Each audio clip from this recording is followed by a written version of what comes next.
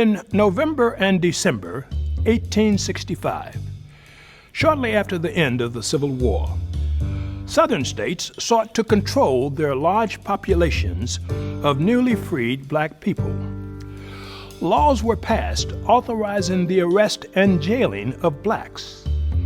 These laws became known as Black Codes. They typically applied only to blacks and criminalized acts that were not offenses when committed by whites.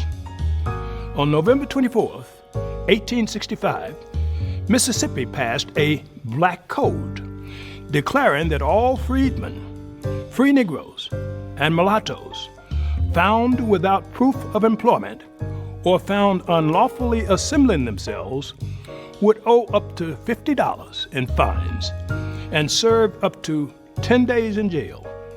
As a result of Black Codes, the post-Civil War era brought American black citizens more contact with the criminal courts and prison systems than ever before. As the former Confederacy learned to use the criminal justice system as a tool of racial control, countless black men, women, and children were convicted and sentenced under unjust laws that criminalized them for existing as free black citizens.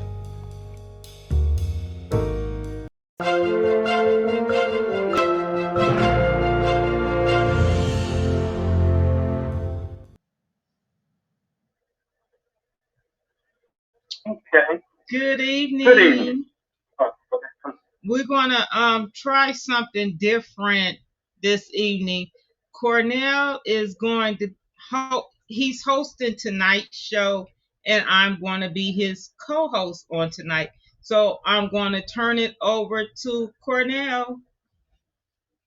Okay. Thank you, ma'am, for having me on your show tonight, ma'am. Tonight's show is Let's Talk About It. Good evening to all of my listeners and viewers. Thank you very much for joining us on tonight's show. My name is Cornell Drummer, the founder of the Free Texas Campaign and partner of the Crew Podcast and a co-host of Let's Talk About It. My co-host tonight is Miss Jeanette Johnson, the founder of Let's Talk About It and the host of Let's Talk About It. Okay, I'm also joined, excuse me, get your back. Before we get started, please let me announce a disclaimer to certain contents you may hear and see tonight. Should there be any content that you will hear and see tonight that contain any statistics or language or racial ethnicity that may be offensive, please know that the views and opinions of the author thereof are not the views and opinions of the host and the co-host of Let's Talk About It. Let's Talk About It is a syndicated talk show, brought to you by Mrs. Emily Thomas Smith, a visionary and aspiring book writer and author, a founder of the Free Texas Campaign, a founder of the Food Podcast, joined with the powerful minds of everyday hardworking people, advocating on your behalf and providing a platform for the families and the men and women incarcerated behind prison walls to share their stories and experiences with the criminal justice system here in the United States. However, Let's Talk About It as a platform that seeks nothing but the truth, freedom, justice, and accountability for all. So if you're just now joining us, we would like to point out that for the past few weeks, we have been talking about what's wrong with our criminal justice system and how do we fix it. We talked about the juvenile system and the psychological evaluation process. We talked about the plea bargaining system, and we talked about the law enforcement. We invited some guests to join us and to share their experiences with us on how they have been affected by the criminal justice system. This past week, we invited a female friend named Mrs. Shanelia, a co-host of the Group Podcast. Her son, a 17-year-old named Antoine Roberts, who had a history of psychological mental disorders, was wrongfully convicted and sentenced to 25 years as a law party. So an aggravated charge in Atlanta, Georgia, he did not commit. Because of the details of her story, we decided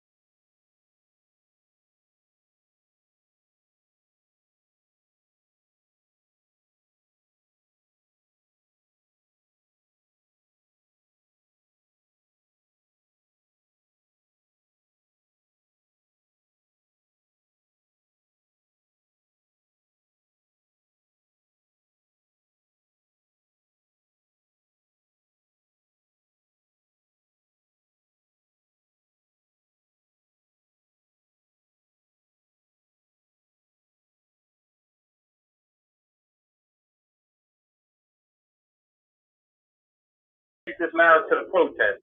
So she gathered a form of people together to try to find out what was going on with her son and why he was not given a psychological evaluation and why was he convicted for a crime that he did not commit.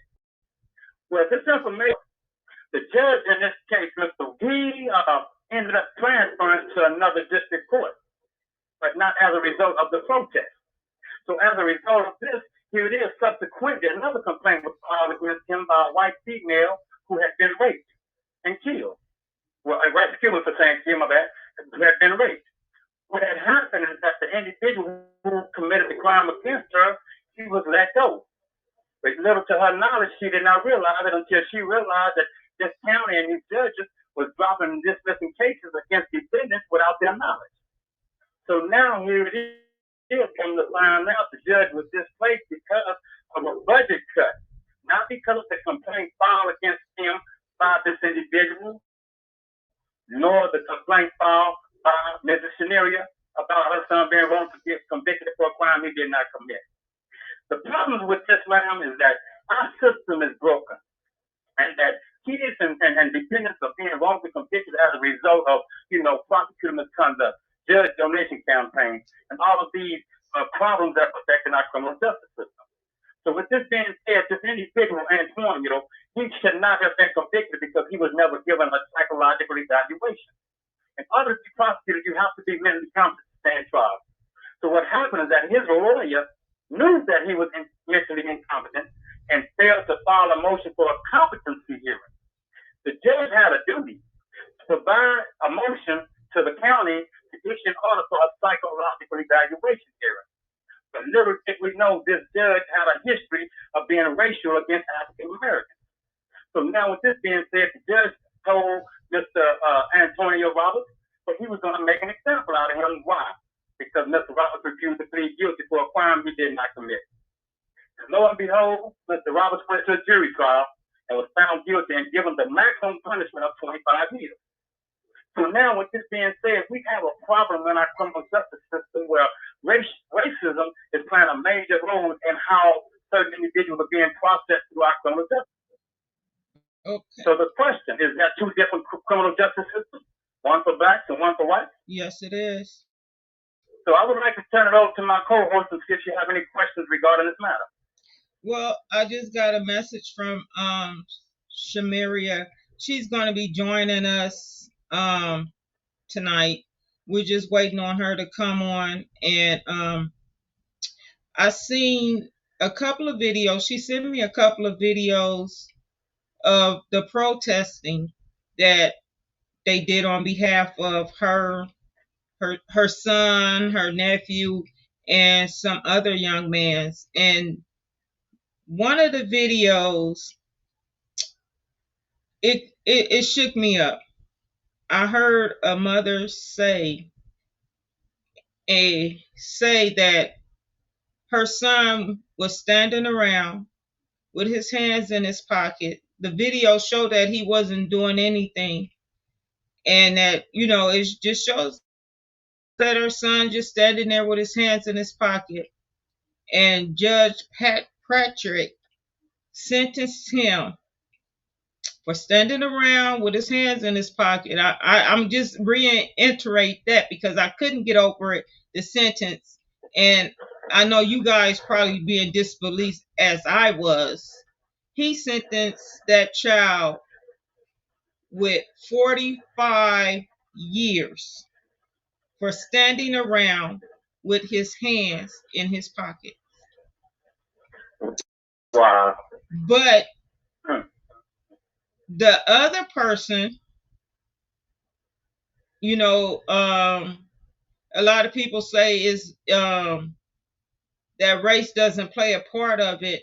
Race plays a big part of it, because the other person that was involved or that was around, or the main person, was white. I believe he was juvenile, and the Judge Pratchett showed him leniency. How do you get 45 years standing around with your hands in your pockets? That's impossible. Cornell, how That's you impossible. get 45 years with your hands in your pocket? Okay, ma'am. The issue with that process, ma'am, is the fact that we have these judges who feel like they are above the law. Why? Because a judge cannot be sued, and anything they do cannot be questioned. So if a complaint is filed against a judge, in this instance, like this case right here, then a complaint is supposed to be processed through Judicial Conduct Committee. But because these people have been getting away with this for so long now, nobody is reporting these judges. Nobody is reporting these district attorneys. Nobody is reporting these lawyers. As mentioned in last week's show, ma'am, the criminal justice system is a multi-trillion-dollar enterprise, ma'am, and that over 70 million people are tied up and incarcerated within our criminal justice system, either on parole, probation, or locked up in our criminal justice system. And with this being said, ma'am, there has to be a margin of error. With thousands of individuals being wrongfully convicted for crimes they did not commit. Thousands of individuals being denied the rights afforded to them by the United States Constitution. Mr. Antonio is an example of that, man. This individual has a history as a kid for having psychological mental problems. And the judge and had no concerns as to whether or not he was competent enough to stand trial as an adult. Therefore, with this being said, he did not even commit the crime. He was just there. So he's serving 25 years just because the court failed to protect his rights to due process and equal protection of the law. So this is what we got, a problem of judges, lawyers, and district attorneys not doing their jobs, man. Well, in a minute, I'm trying to wait for Samaria to come up, and so we can play that video where we will see the same judge that sentenced Samaria's son and gave the young man 45 years for standing around with his hands in his pocket, how he dismissed over 100, I believe the article say over 1,000 cases, that he got rid of them. Yes, they some mysteriously disappeared. And within this, while Samaria, we had a conversation, she was telling me that, Channel 6 out there came and interviewed them while they was protesting out there, but none of their footage got played. It was not brought up in the newspaper. It was not played on, it was not televised or anything. But here you have this young lady talking about her case, talking about her case, and it's televised. And and I just don't get that. The more I research and the more I see, the more I learn about our criminal justice system. I already knew it wasn't created for us because of how I seen it when my son went into the system. My son got his first case as a juvenile, and it was at school. His teacher, a white lady, I'm gonna just put it out there. You can call me whatever you want to call me, but I'm gonna just put it out there. We had a meeting one day, and my son was I believe he was in the 12th grade. No, he was in 11th grade. And the lady said to me, where I live at, people will want to know why your son don't have a probation officer. That's what that woman told me. So I kid you not, less than 2 weeks later, my son behind her because she said she was in fear of her life, that my son had threatened her, He threatened to go out there, put her car on a flat, and whatever. That's what she told the school. And my son was arrested. And Okay. that's when he got his first probation officer, experienced juvenile hall when he was in 11th grade. I mean, we go through Mm-hmm. so much as parents to try to keep our kids on a straight and narrow. We have um, teachers or whatever role, you know, tarnishing their future, and that's what I believe she did to my son. Samaria is here. Hello, Samaria. How are you? Good. How you guys doing tonight?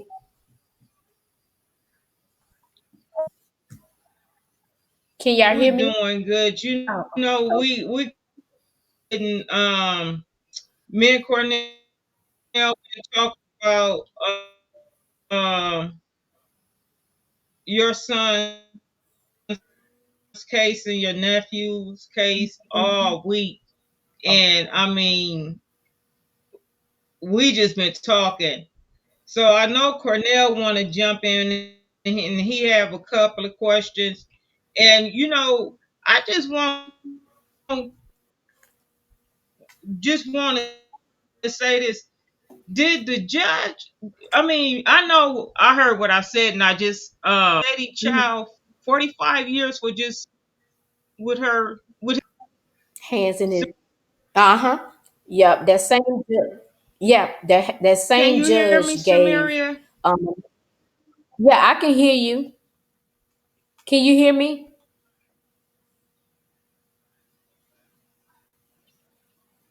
I can hear you now. Okay.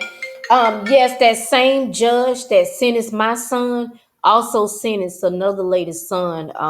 And gave him 45 years just with his hands in his pocket. Just because he was there, I guess, with the other guys. But on the camera, it shows that her son had his hands in his pockets, and the judge still gave him 45 years.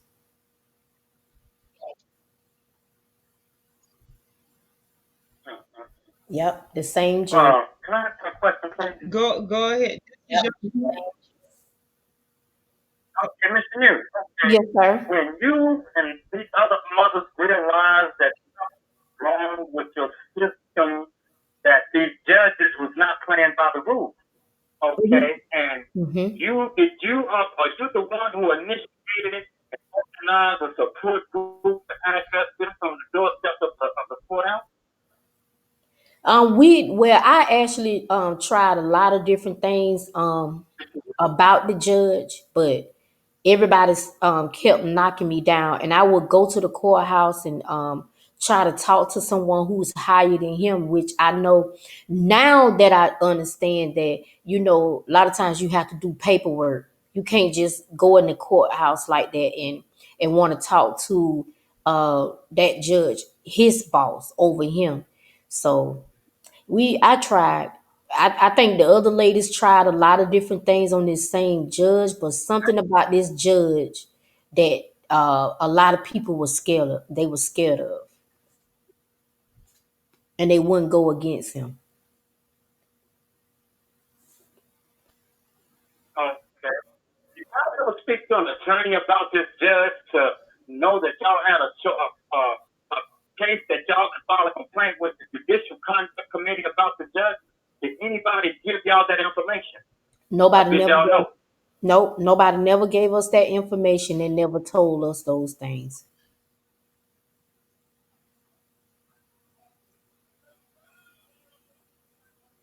Okay, so as of right now, here's what the situation is with your son's case and other cases.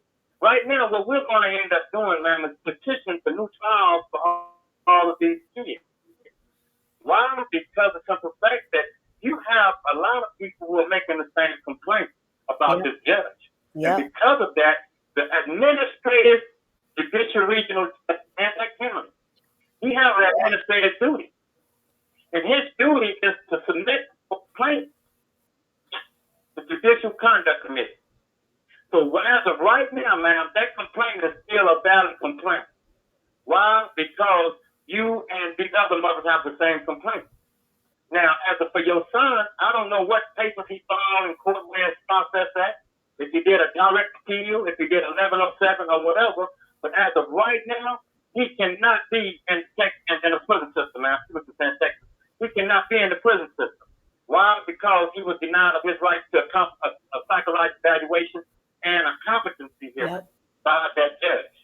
So now for anybody who was denied of that same right, whether they black, white, green, or whatever, all of these cases are no good, man, because they were denied the Supreme Court's precedent of a psychological evaluation.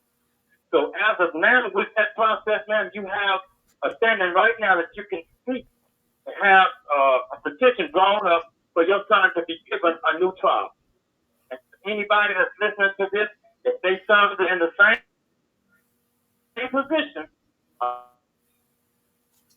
if they see it in the same position, they can do the very same thing. For United States constitutional rights, man. Wow. Yeah. I mean, we worked so hard at it. And I gather all those mothers up. Because I went. Did your son follow up? Huh?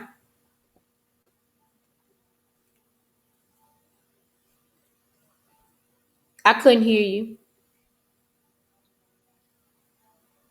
Did Cornell wanted to know, did your son file a direct appeal? My son was filing his own appeals. Did your son file a direct appeal? Did he appeal his conviction to a higher court, man? He did. They denied him. They denied all his appeal. And the sad part about it, he was in a mental. He was going through a crisis.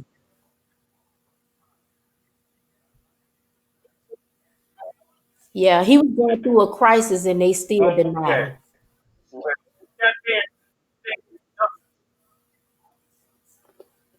Okay, well, as of right now, here's how we have to get him back in court, man.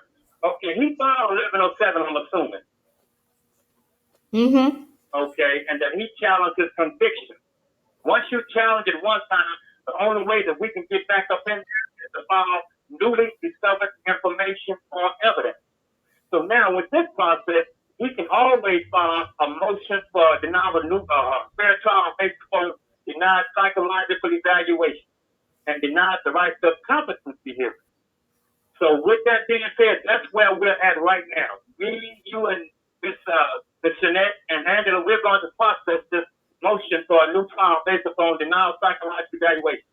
That's the automatic new trial for him. Okay? Okay. Yeah, because they violated his rights. They did. That I sent you the article that I found. That they violated his constitutional right and Georgia's law. That's the judge, once you ask for them to have him evaluated, they were supposed to honor that. They didn't. But they dismissed it. Yep. So once the judge dismissed it, then there was a violation of his constitutional right. Yeah, and not only that, inside the courtroom, when all this. Do you have other people who were? Go ahead, Samaria. I couldn't hear you. I was saying inside the courtroom, when my son was on trial, after they made a ruling, the DA stand up.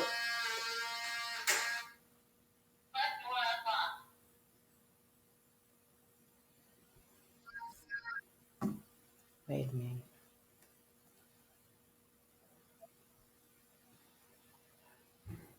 Oh, Jesus, I thought somebody was coming in here, but I'm home by myself. Yeah. Oh, Jesus. I'm sorry, y'all.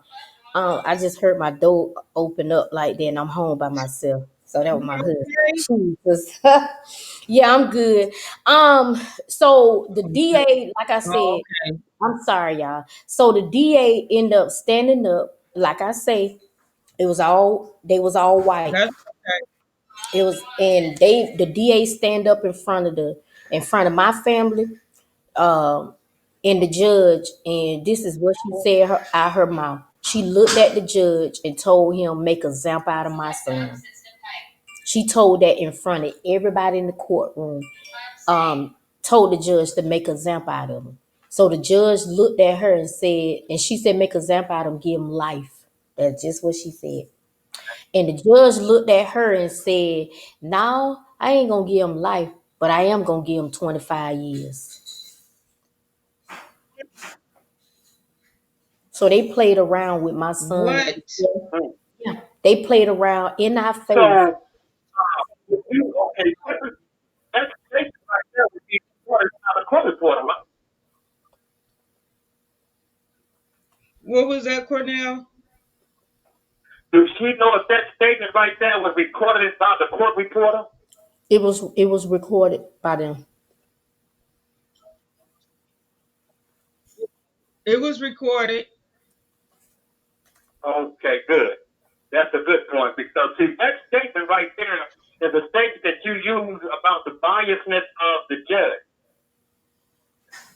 Yep.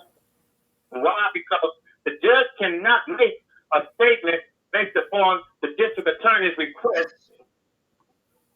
Therefore, because the judge is new, he cannot comment or inject any information about what he would do, by making an example out of anybody. Why? Because your son had a jury trial, didn't he? But they waited till the jury left to say that. Didn't have a, They didn't say it in front of the jury.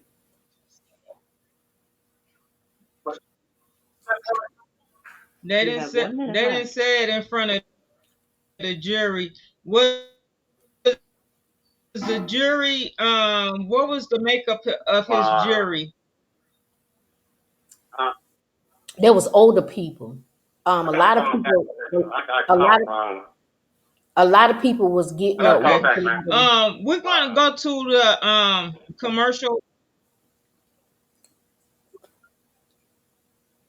I-team cracking open cases a local judge slammed shut before they ever made it to trial. Some just because they're old, others because the suspect was never arrested. And that's not all. Even our I-team's Meredith Anderson was surprised at what she uncovered when she took a deep dive into thousands of charges that basically disappeared. It all started with one case and a suspect on the run for years. The victim wanted to know how a judge could just dismiss his charges after a grand jury indicted him on 2 counts of child molestation. Turns out her case wasn't the only one closed. Thousands of other charges were wiped away too. It's hard knowing I'm not the only one in this situation now too. But Aspen LeBlanc never once got upset talking to us about Edgardo Cosia. She forgave him years ago. Not for him because he doesn't deserve it, but for myself because I couldn't keep harboring that hatred for him. But she can't forgive how a judge seemed ready to forgive both of his charges of molesting her when she was a little girl. Because, according to his order, nothing has happened with the case since 2010. There's been no trial. Cosia's never been arrested. It didn't take the I-team long to find where he is, though. He's pretty active on multiple Facebook pages. But we also found something else. After sending open records requests to clerks of court in Richmond, Burke, and Columbia counties, we received lists of thousands of charges connected to other cases, all dismissed around the same time Cosia's charges were dropped. We had to go case by case and then comb through corresponding records, so it took us weeks to weed through them all. But early on, we noticed a pattern. Got like 10 Pagets right here. Judge Paget, Judge Paget, Judge Paget. Paget. Every single Superior Court case dismissal had the name of a single Superior Court judge, Judge Wade Paget. If you deserve to go to jail, you will go to jail.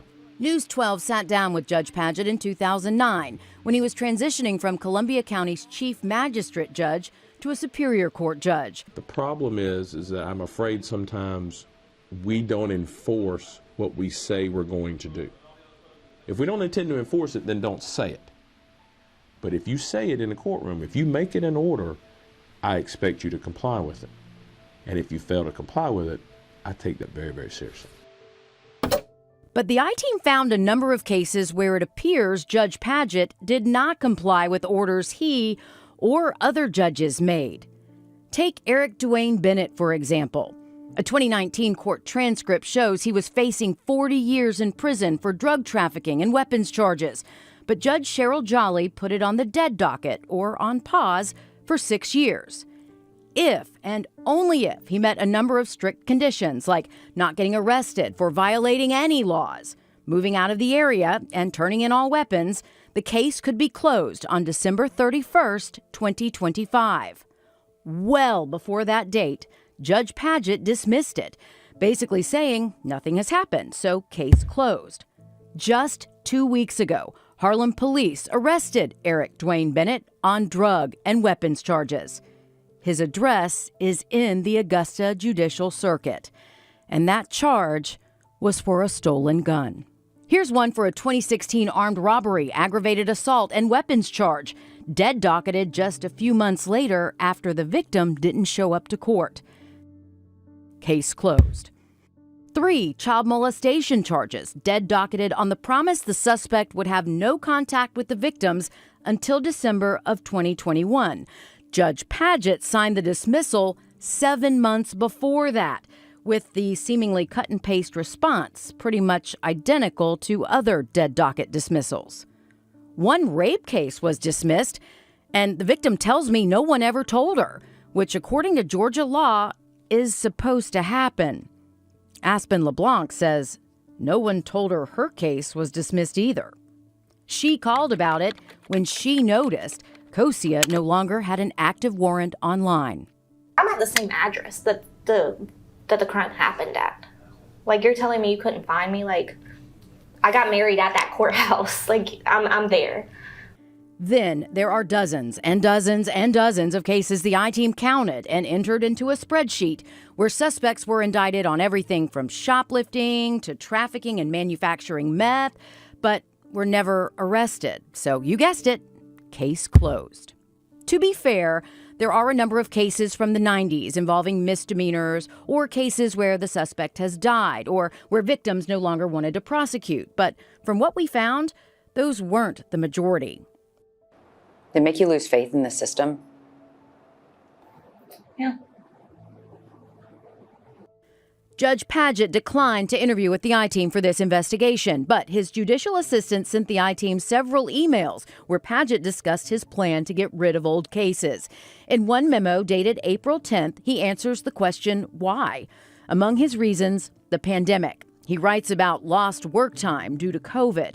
He also references the fast-approaching circuit split. In just a few months, Columbia County was set to break off from Richmond and Burke counties in the Augusta Judicial Circuit. Cleaning up the docket, he says, makes a great deal of sense. Judge Padgett goes on to say the Superior Court judges all agreed that addressing the existing caseload in all 3 counties would be helpful. I volunteered for the assignment. While the I-Team couldn't find any other judges listed on the email sent to us, we did find one staff attorney for one other judge, Judge James Blanchard, listed. Everyone else works for the Public Defender's Office, Clerk of Court, Probation Office, District Attorney's Office, or Court Administration. Still, this shows Judge Padgett told multiple people he was doing this, and even provided lists. He asked people to speak up if any cases should remain open. The court administrator for the Augusta Judicial Circuit tells the I-Team some cases had some discussion, but he doesn't remember anyone objecting to any of the cases being dismissed. Did someone just put a bunch of cases in front of you and be like, these are all really old, sign them off, and you just didn't care, so you just kept going?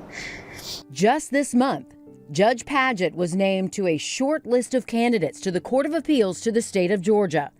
The governor's office is in the process of scheduling interviews. As for Aspen, after the I-Team started asking questions and requested her case file, the newly formed Columbia County District Attorney's Office found a loophole, and a grand jury re-indicted Edgardo Cosia.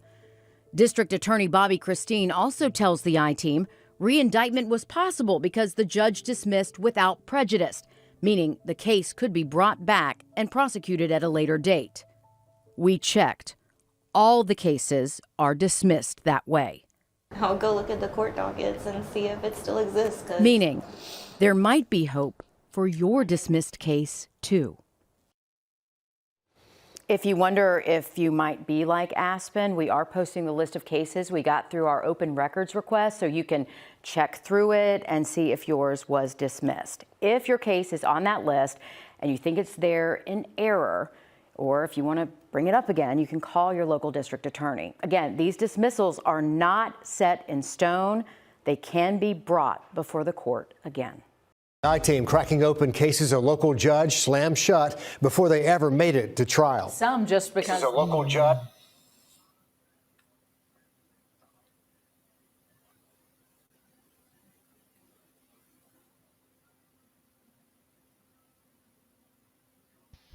Thank you, ma'am, for listening, ma'am. And that's very, very interesting information because it shows a pattern of a criminal justice system, court system, judges, who are actually, committing news violations of conduct. And nothing is being done to him. And everybody knows that this judge is one that is a biased judge.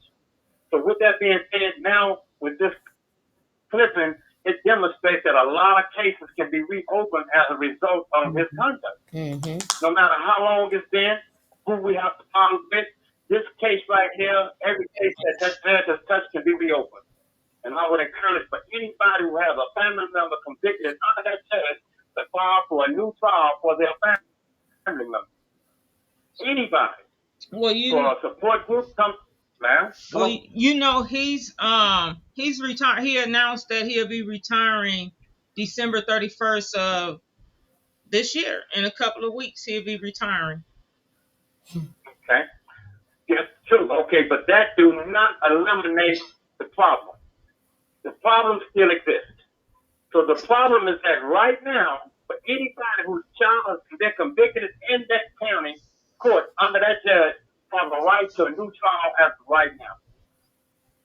And all we have to do is either get a support group together and demand for all these cases to be reviewed by either that district attorney's office or file a change of venue from that county to another county to prevent a conflict of interest. And to have all these cases reviewed based upon prosecutor misconduct, judge's misconduct, attorney misconduct, and whatever misconduct that has been committed against these individuals that has got people sitting in prison, man. And they will give y'all a new trial right now because you got articles, you got clippings of this judge. Didn't do anything. They got investigations on them. And then you have the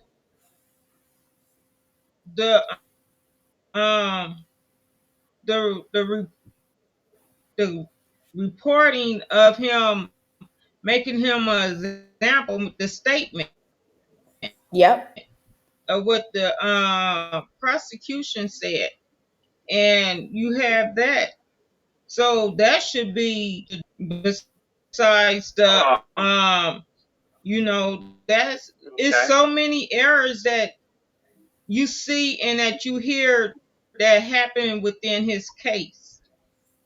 I was looking at an article today where it was saying that that once the maximum, I guess like if they do life or the maximum sentencing go away, then you won't have the public, the prosecution coming in there telling them that they need to take a deal. If you don't take this deal, then we're gonna stretch you out this long. It's like they threatening these young people into cutting the deal. And it's not, why should you, if you're innocent of all charges, Why do they force you to make a deal, take a deal? Why is that, Cornell? Okay, first of all, now she mentioned something a while ago that struck me. Okay, the attorney is a public defender, ma'am.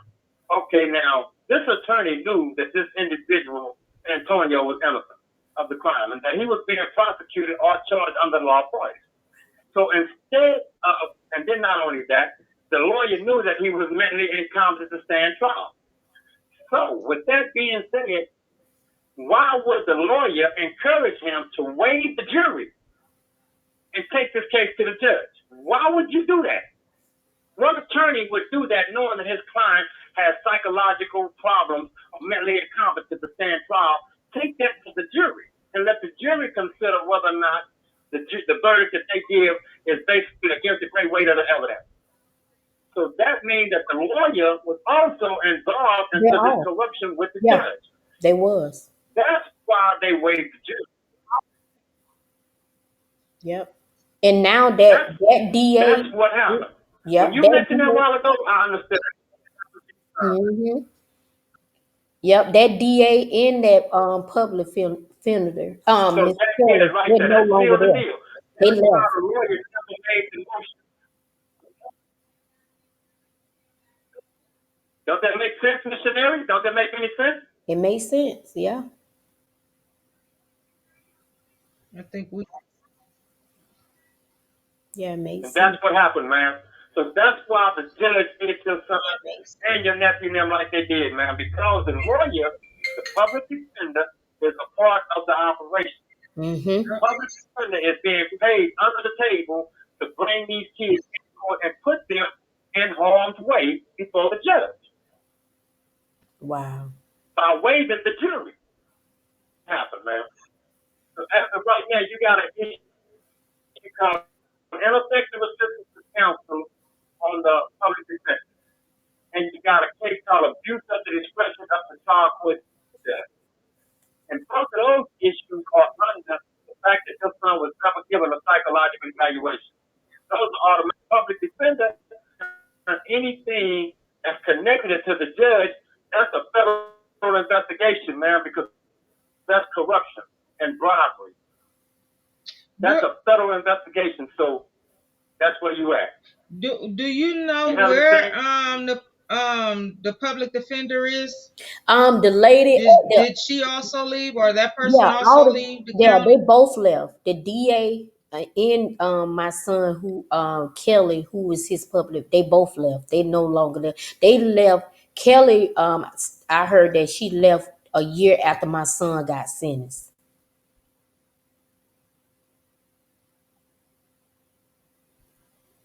Do you know if they followed Judge Pratchett?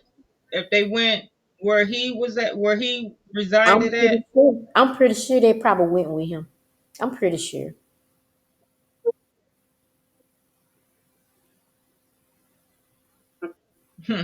Okay.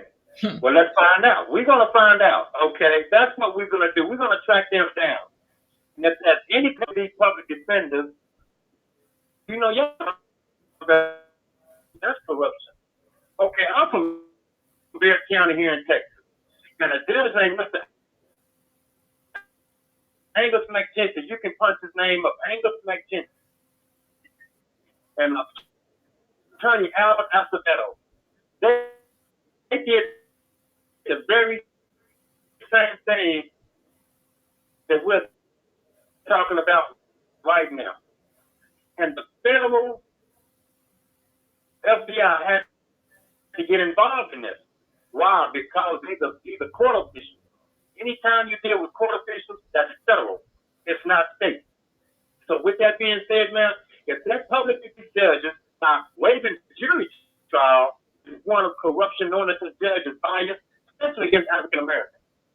That's a federal investigation to Mr. Nat and Ms. Angela, so that this way, ma'am, you can go ahead and start processing your situation with the and I'll get information from you about the history.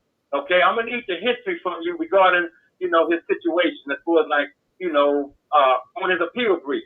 If you got a copy of his appeal brief, If you got a cop of this 1107, those are the two documents where we will get the heat.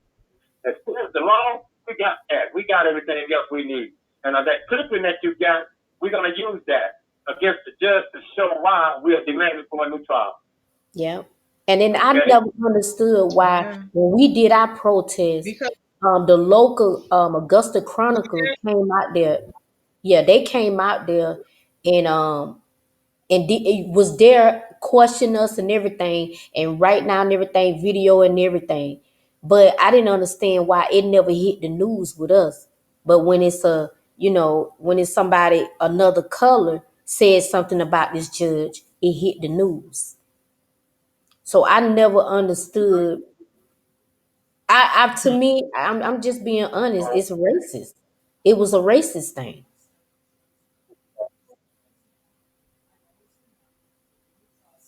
Well, well, ma'am, you know what? The truth is the truth. One thing about it, you can't add nothing to it and you can't take nothing away from it. Ma'am, Mm-hmm. you know what racism look like, ma'am. And this, Mm-hmm. and for anybody who's listening to this show tonight, we want for everybody to understand that this show is not about racism. It's This not. show is about nothing but the truth, freedom, justice, and accountability. That's what this show is about. Because people may think that, oh, y'all talk about black this and black that. The truth is the truth. Y'all just heard articles and clippings from people that's done thorough investigations into the criminal justice system. And African Americans are at the top of the list of those being convicted by white judges, by judges, period. So with that being said, this show is not about racism. We'll help anybody who got a situation with the criminal justice system. So for anybody who's willing to come and come to the Let's Talk About It show and talk about your situation, we invite you. We invite you, and that's what we would do. That's Come So on. for anybody that's listening to this show tonight, we thank y'all for coming. We thank y'all for listening in. And Right. that's what we are here for. Because if you look at it, we don't show clippings and we don't prove the statistics. All you have to do is Google it. All you got to do is research it, and it's there. It all started once after the Civil War when the economy went down. What they started doing, they started arresting African American men just for standing around. Just look what they did to the lady's son. He got his hands in his pocket and he got 45 years for standing there. So they was doing that back after the Civil War because the economy went down. Okay, now we can even go look at it when COVID hit. They sending out all this money and stuff, trying to rebuild the economy. Check the numbers of the how many the incarceration rate back then with juveniles and adults. Go back, do your research. Just don't take our words and do your research, and you'll find out. You will see it. You will see that we're telling the truth, and that's all we want to bring forth is the truth on the wrongful convictions, the over sentencing and stuff.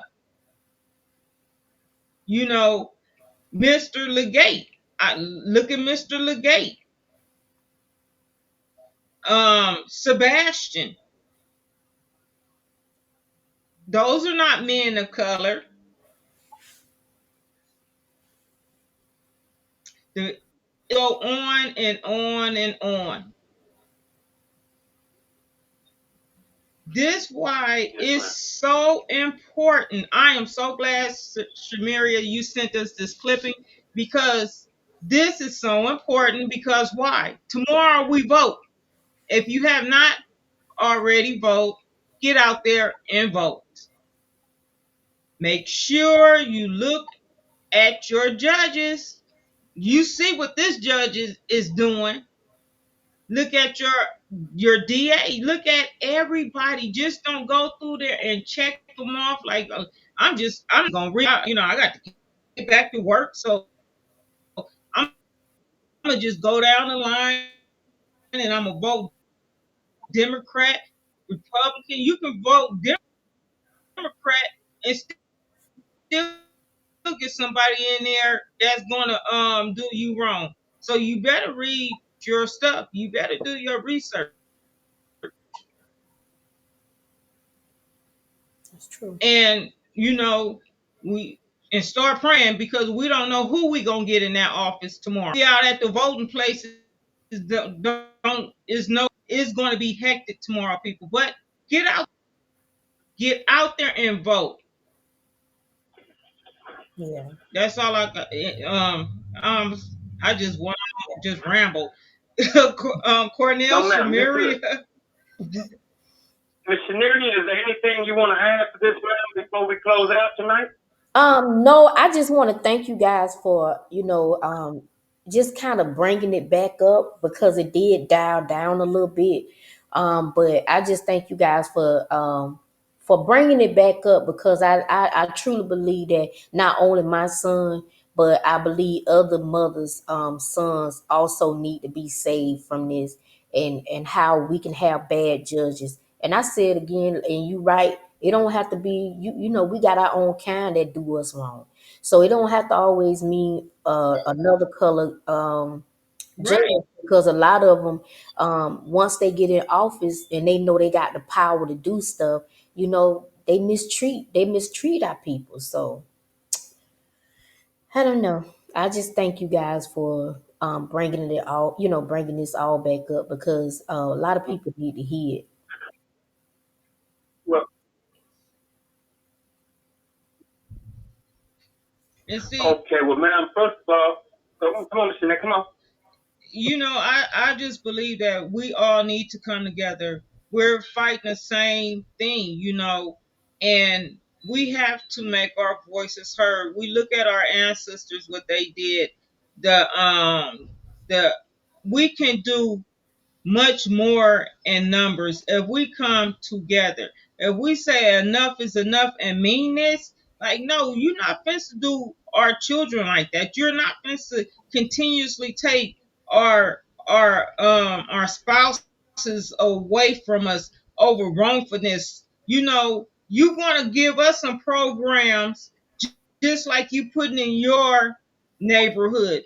Bring Mhm. some programs into our neighborhood. Bring some more jobs back into our neighborhood. Why the men in there rehabilitating, whatever you may say they in there doing, give them some job skills. If offer them different stuff so they can come out and be able to compete.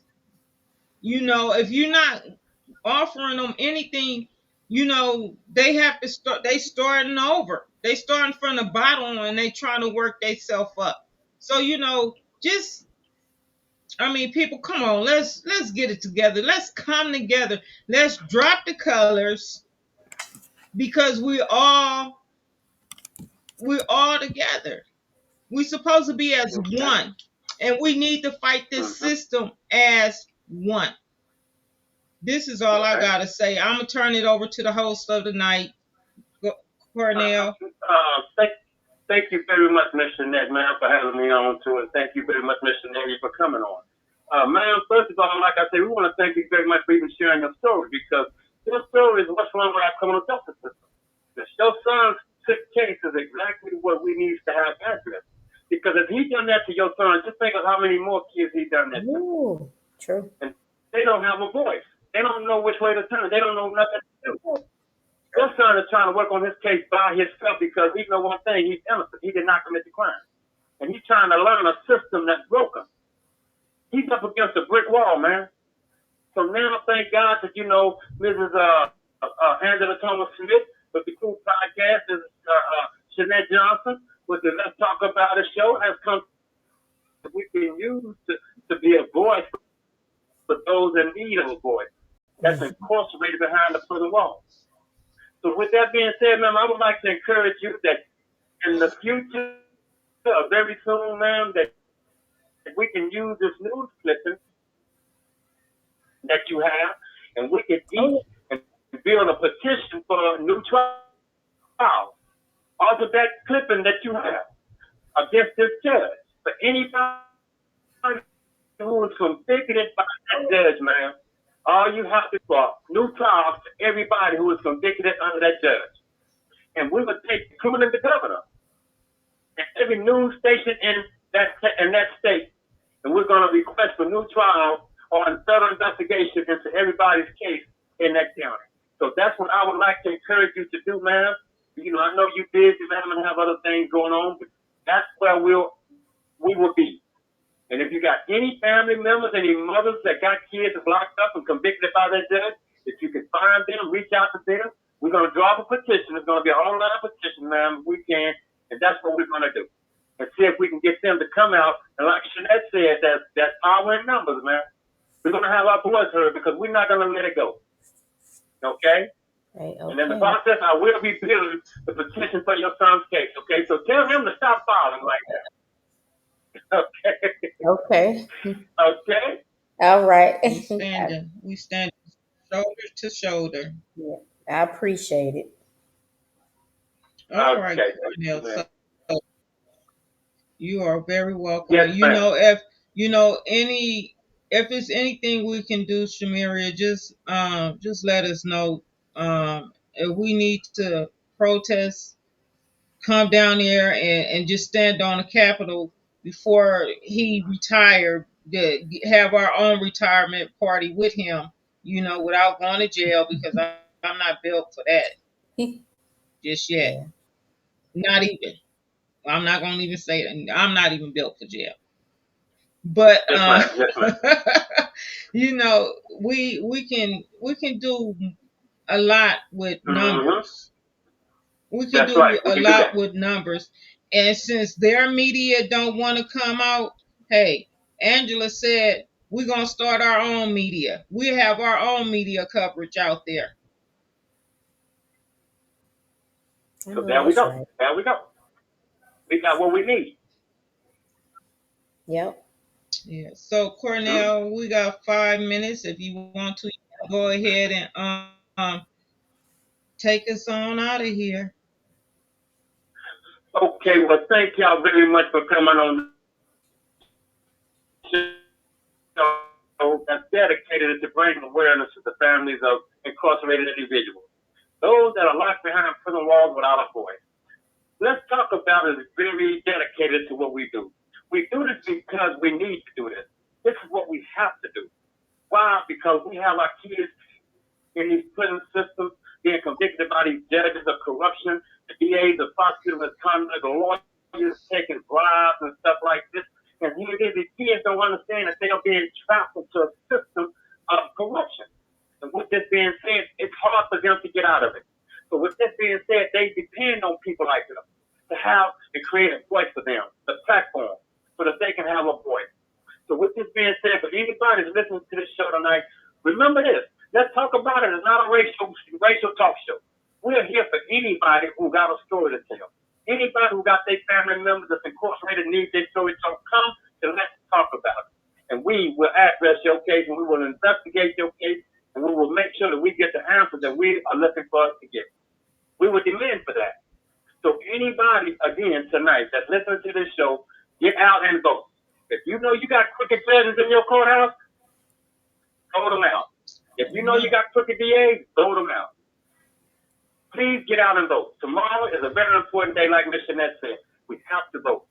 Because if we don't vote, we will always get the same thing over and over and over again. So thank you, Ms. Shaneria, for coming on tonight, ma'am. And like I said, we will stand with you, ma'am, on this situation. And for anybody that you know that's in the same position, reach out to them, have them to come on and be about, let's talk about it. And we will be there for you, to be there for them. So thank you, Ms. Shaneria, for coming on. Thank you, Ms. Jeanette, for having me on your show tonight, ma'am. And like I said, I enjoyed it there. And anytime I can be in your ma'am, please let me know. So thank you very much. And you keep doing what you do, Ms. Johnson, because you are a voice that we need. Okay? Thank you very much, ma'am. And on that note, you guys have a blessed, wonderful week. I will see you guys on, I believe, Saturday. I have a special tribute to my son. So I will see you guys then. Have a blessed week. Thank you for using security. God bless. Goodbye.